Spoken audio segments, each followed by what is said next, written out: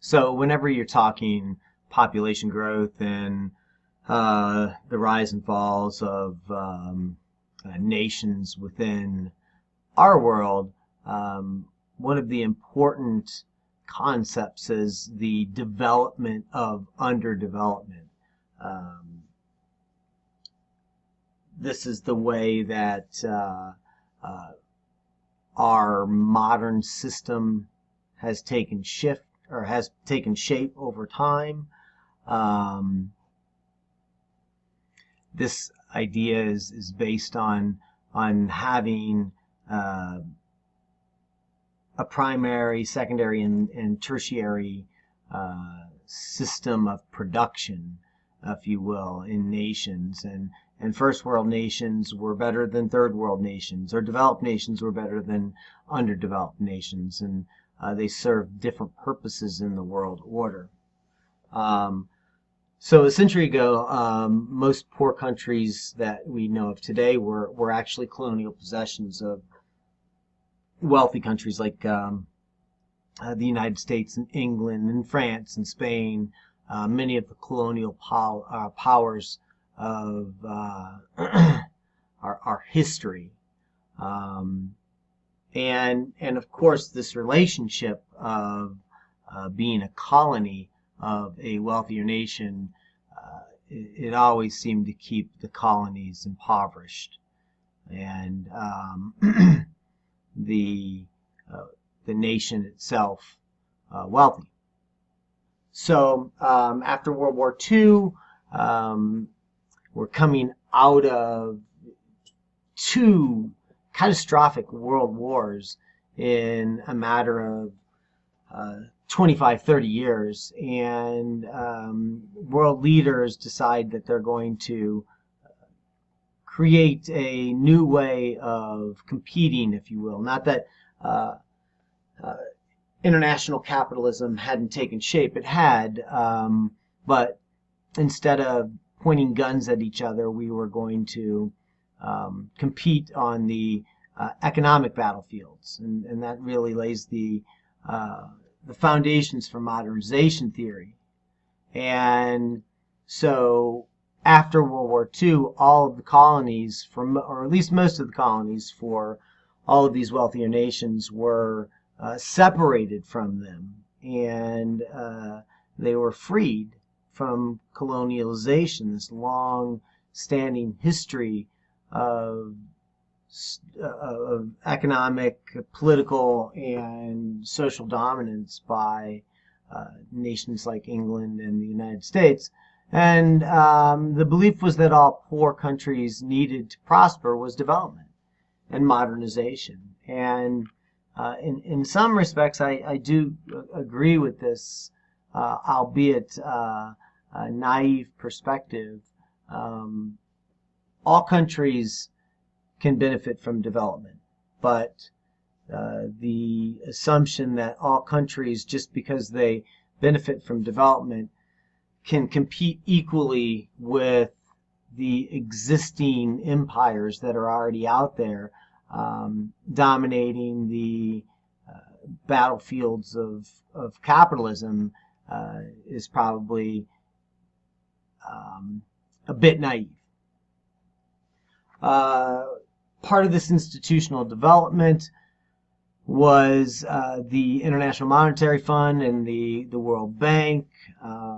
We also see NATO come out of this.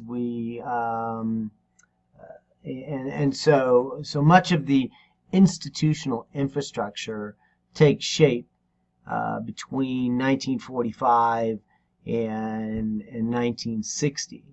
The IMF and World Bank make loans to countries in order to help them develop, and the IMF gives them short-term loans to help those countries balance national budgets while they're doing this development. And of course, the World Bank provides large loans for large infrastructural projects, like possibly like the Aswan Dam in Egypt, or dams are a great World Bank project. We also see 16% of the world's poorest nations are in a form of development money.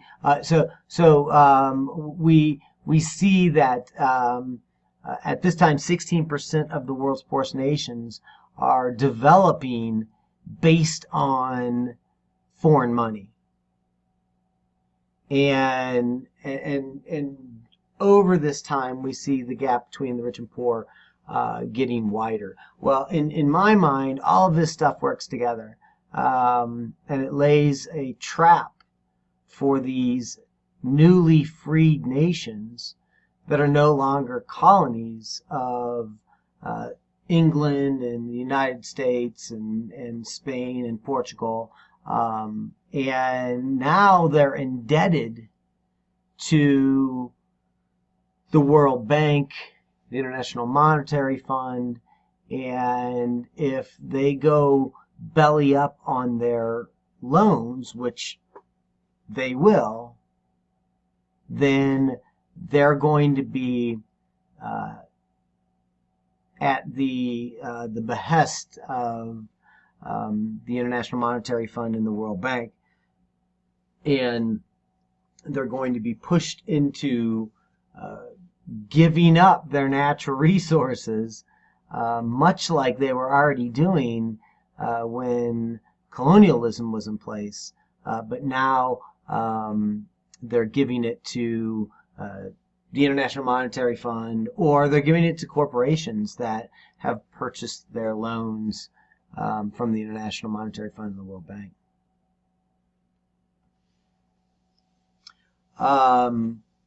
So we want to ask ourselves, why is the gap between the rich and poor growing?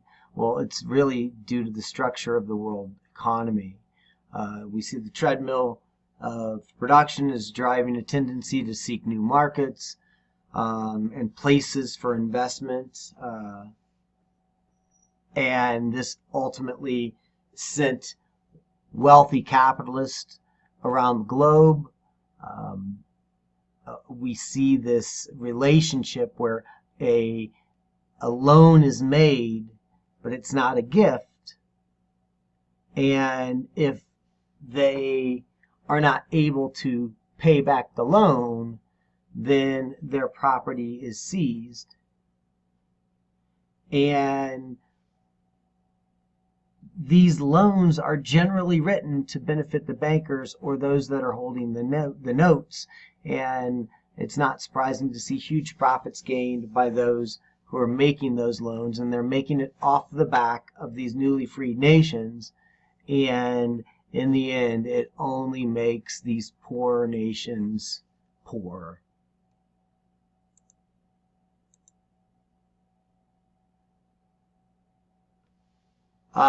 This leads us to the structural adjustment trap that I alluded to earlier. Structural adjustment is a policy put in place by the International Monetary Fund and the World Bank when countries started to go belly up on the loans that they took. A structural adjustment, or SAP, refers to a comprehensive program of radical free market changes, reducing public services, liberalizing trade, emphasizing export crops. The idea is to help countries reshape their economy to enable them to pay off their debts.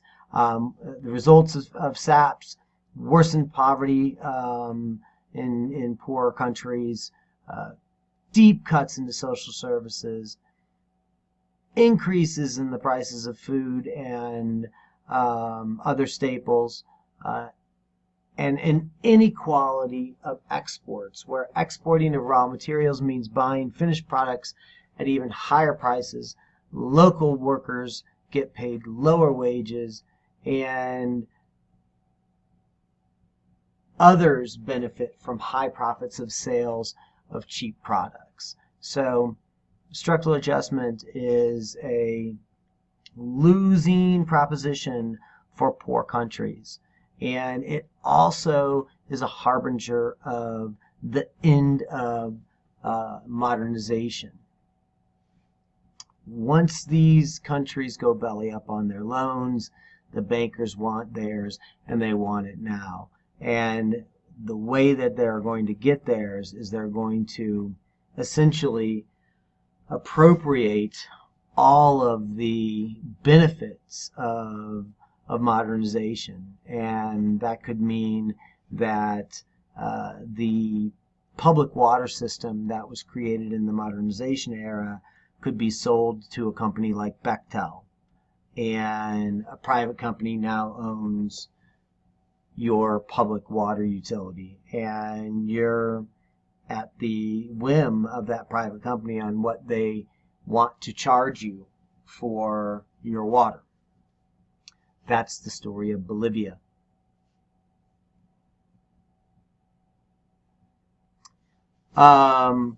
There's, of course, an anti-Malthusian moral that can be drawn out of this.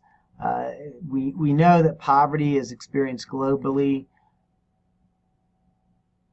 and it's not just a population issue. Poverty is part of population growth, but you don't have to have poverty when you have population growth. And poverty cannot be understood separate from the history of development, which has favored some regions over others and impoverished some regions over others as well. And if we're trying to understand the relationship between the environment and poverty, we have to see that in the overall historical arc.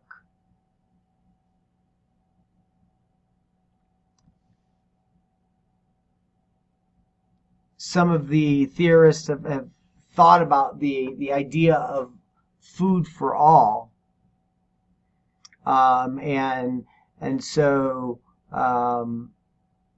the Malthusians, when you're thinking about food, they're saying that malnutrition must be seen as an indicator of population pressures being put on the land itself, and then that malnutrition is a cause and effect of the carrying capacity beginning to work on population growth itself. The anti-Malthusians, they don't see food this way. They don't see it's the amount of food, but the access to food and the overconsumption by others. So population itself for the anti-Malthusians is not a condition to how much food we can produce.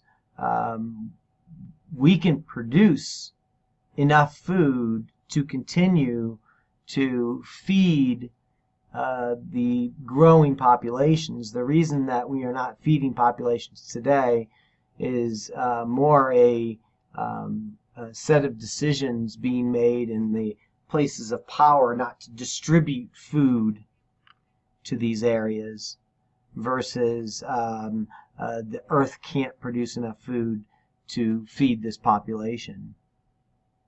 And so that, of course, leads us to the idea that greater population density is not correlated with poverty. I'm not making the statement that we need to continue to grow at this rate. I believe that we could cut back on population growth, and the planet and the other species on the planet would appreciate that.